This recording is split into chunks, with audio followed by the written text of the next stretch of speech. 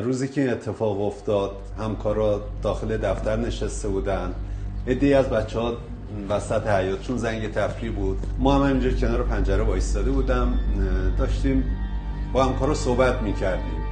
روزی که اون اتفاق افتاد من دقیقاً همینجا وایساده بودم، رو به بچه‌ها بودم و اولیایی که حالا یه تعداد اولیاء کنارم بودن و هدایت راهنماییشون می‌کردیم، اون بچه‌ها رو تحویل میدادیم می‌بردن. ما همون لحظه دیگه بچه‌ها رو داشتیم میفرستادیم سر کلاس. یکی از همکارامون هم دقیقاً این قسمت حیاط، تا اینکه خورده استرس بچه‌ها کم بشه، داشت با بچه‌ها بازی می‌کرد اینجا. بچه‌ها داشتن میومدن سمت کلاس که یه دفعه یه صدای واقعاً مهیبی شنیده شد.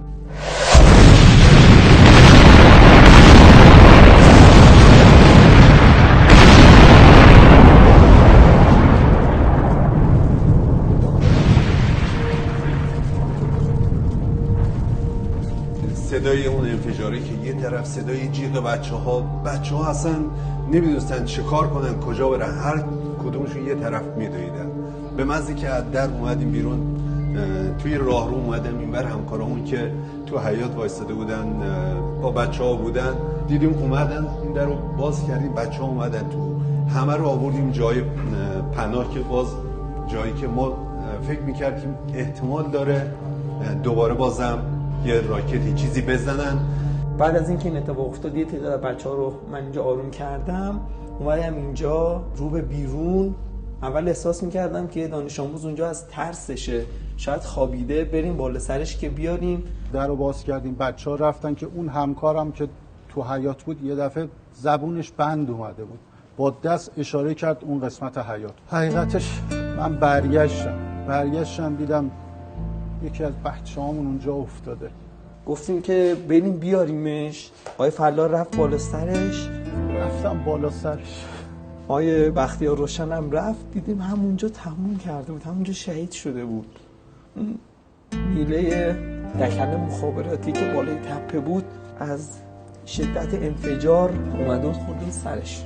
پدر مادرش بنده خدا اومد داخل مدرسه دنبال پسرش میچرخید. اون لحظه واقعا بار اول من بهش گفتم فرستادیم رفته، معیار رفته، ولی دوباره دیگه اومد، دیگه طاقت نیاوردم، گفتم که بچه اینجا افتاده دیگه تموم شده بود، شهید شده بود.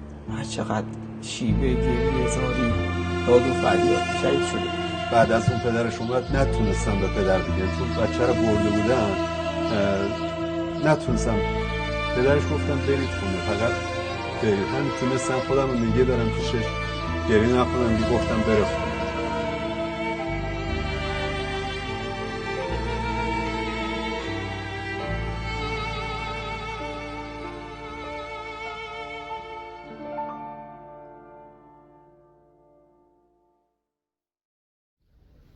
سلام خدمت دوستان بینندگان عزیز، امیدوارم که حال دلتون خوب باشه و هیچ گونه مشکلی هم داخل زندگی نداشته باشید. واقعا دسترسی به اینترنت بین‌المللی هر روز داره مشکل تر میشه و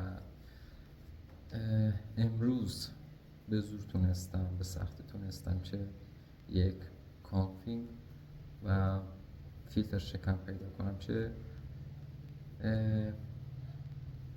بتونم به صورت موقت به اینترنت بین‌المللی متصل بشم. علت این قضیه هم بیشتر به خاطر امنیت داخلی هستش، چون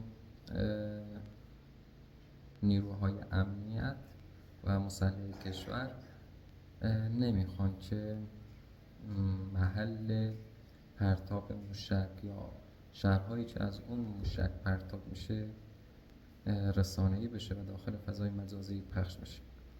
به خاطر همین هر روز داره محدودیت اینترنت و پهنای با به شدت کاهش پیدا میکنه.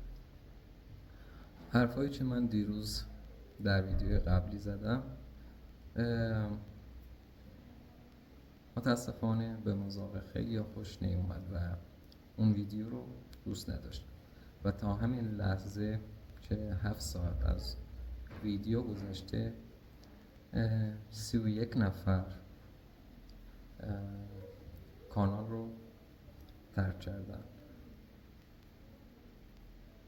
فکر کنم از من یک انتظار دیگه ای داشتن، انتظار این رو داشتن که علیه کشور خودم حرف بزنم یا بی تفاوت باشم، ولی واقعا نمیتونم همچین کاری رو در قبال کشورم و مردم کشورم انجام بدم.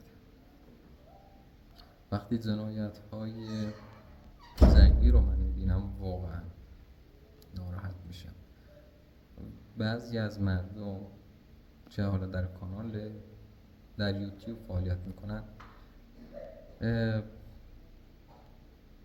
به صورت عادی دارن فیلم برداری میکنن و داخل کانال حالا ویدیو منتشر میکنن. من مثل اونها نمیتونم بی تفاوت باشم و وقتی میدونم چندین هزار نفر یا چندین میلیون نفر ایرانی در خطر هستن، من به فکر خودم باشم و شروع به فیلم برداری کردن کنم و انگار هیچ اتفاقی نیفتاد.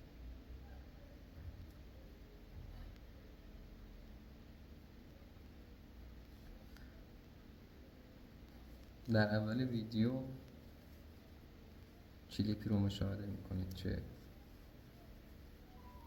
کشته شدن یک دانش آموز رو نشون میده، دانش آموزی که واقعا بیگناه هستش.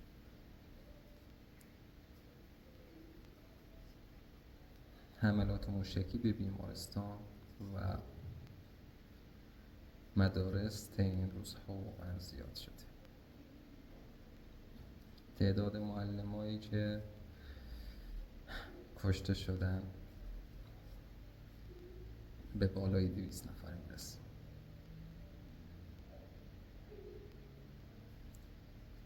اونایی که دم از حقوق بشر و انسانیت میزنن الان سکوت کردن، چون نفعشون در سکوت کردن. واقعا برام مهم نیست که حرفای من رو دوست نداشته باشی. من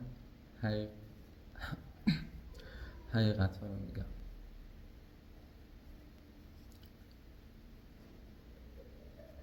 مردم خارج از کشور فکر میکردن وقتی حمله به ایران صورت بگیره کشور از هم میپاشه و مردم متحد نیستن، ولی این روزها برعکس این رو شاهد هستیم. مردم بیشتر از همیشه پشت کشور خودشون هستن. شبها در شهرهای بزرگ مثل شیراز، اصفهان یا حتی شهرهای کوچیک مردم به صورت گسترده جمع میشن و از کشور خودشون حمایت میکنن. و به غیر از این صاحبخانه ها اجاره خونه ها رو نگرفتن، کسایی که بدهکار بودن به اونها فرصت داده شد و خیلی چیزهای دیگه که ما این روزها شاهدش هستیم و واقعا به ایرانی بودن خودم افتخار میکنم.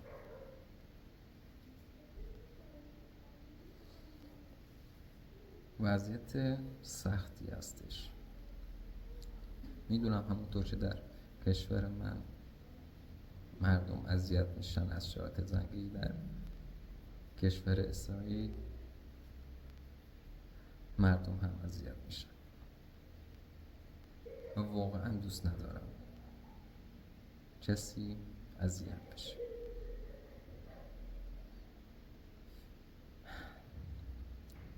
تاوان جنگ رو فقط مردم عادی پرداخت میکنن، نه کسایی که فرمان حمله یا جنگ صادر میکنن.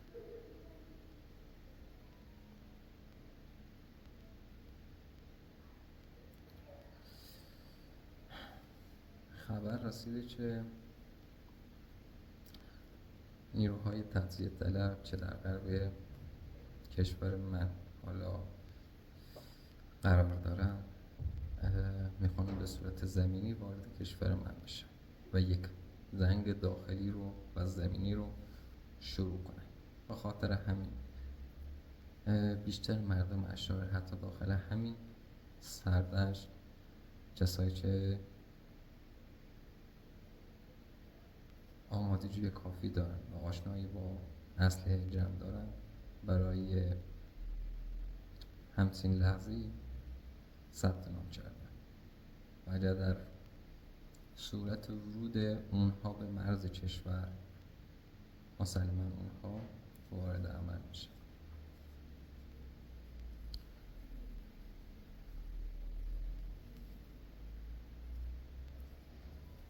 قبلا هم گفتم و اعتقادم من این هستش، اگر این رژیم به وسیله یک نیروی خارجی عوض بشه دیگه ایرانی وجود نخواهد داشت.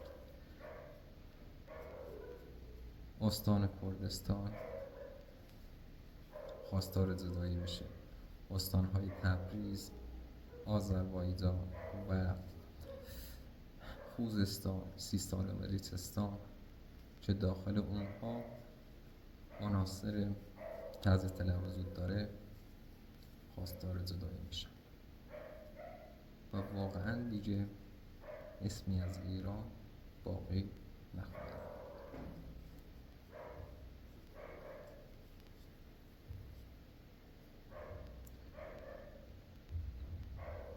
بیشتر از این واقعا نمیتونم صحبت کنم، چون یاد اون صحنه‌هایی میفتم که داخل فضای مجازی دست به دست میشن و منتشر میشن. بچه‌های کوچیکی که زیر آوار موندن،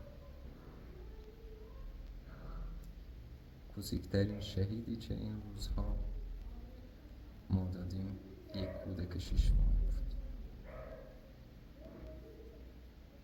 کودکی که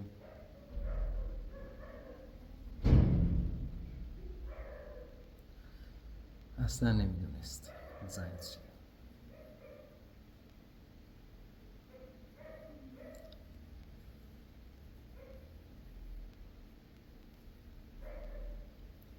امیدوارم هر کجای جهان هستید، در هر کشوری زندگی میکنید، یک زندگی شاد و پیروز و موفق داشته باشید و امید یک صلح دائمی در سراسر کره زمین. مثل همیشه دوستتون دارم، مواظب خودتون باشید. خدا نگهدار. سلام خدمت همه دوستان بینندگان عزیز، امیدوارم که حال دلتون خوب باشه، هیچ گونه مشکلی هم داخل زندگی نداشته باشین. متاسفانه همچنان درگیر قطعی اینترنت و عدم دسترسی به اینترنت بین المللی هستم و قصد دارم به شهر برم تا ببینم میتونم فیلتر شکنی که این تحریم ها رو دور بزنه، فیلترینگ رو دور بزنه پیدا میکنم یا امیدوارم که بتونم و اخبار رو بهتون اطلاع بدم.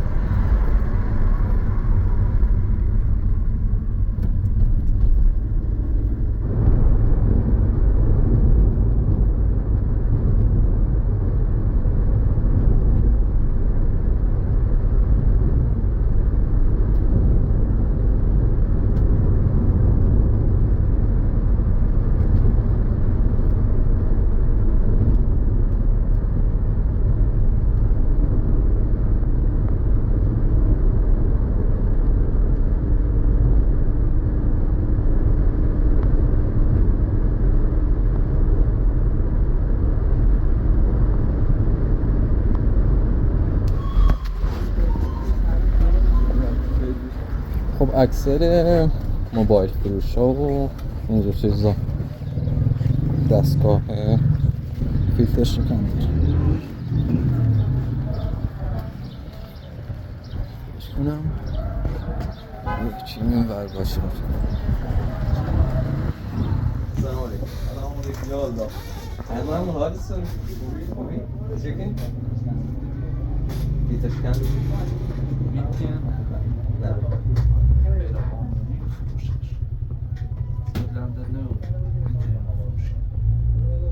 میشنفتم بایدی ریمون دارم حالا ما چه نمی‌دونم شاید بعضی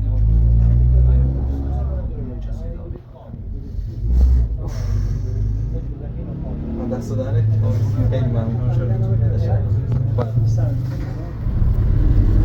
شاید باور نکنیم ولی پیش 10 تا موبایل فروش رفتم، پیش 20 نفر رفتم ولی متاسفانه هیچ کدومشون فیلتر شکنی یا همون VPN نداشتن و عجلم داشتن به افراد غریبه مثل من نمیدادن چون میترسن چه لو برن و حالا دستگیر بشن.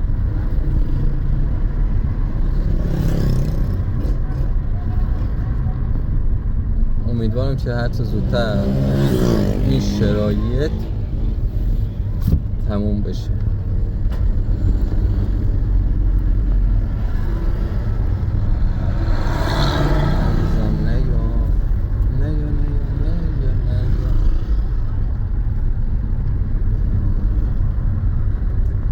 درختارم هرس کردن.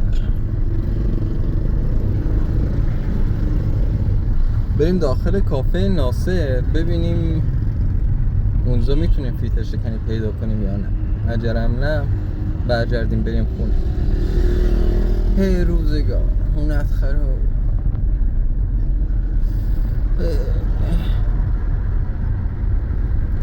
این خونه قبلی من یادی کنیم ازش. روزگار خاطرات خوبی بود بخدا.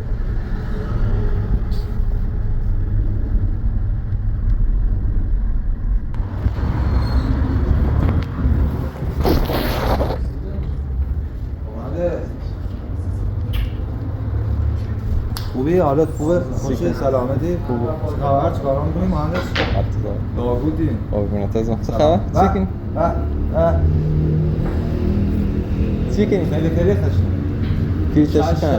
فیلتر شکن. نه مردونه؟ بدا. ها؟ تشکم کوی. خوشی کوی زیان سنی.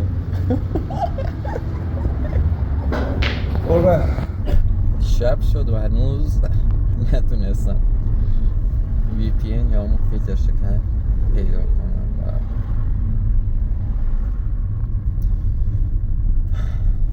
خسته شدم. باید هر چیز زودتر برگردم.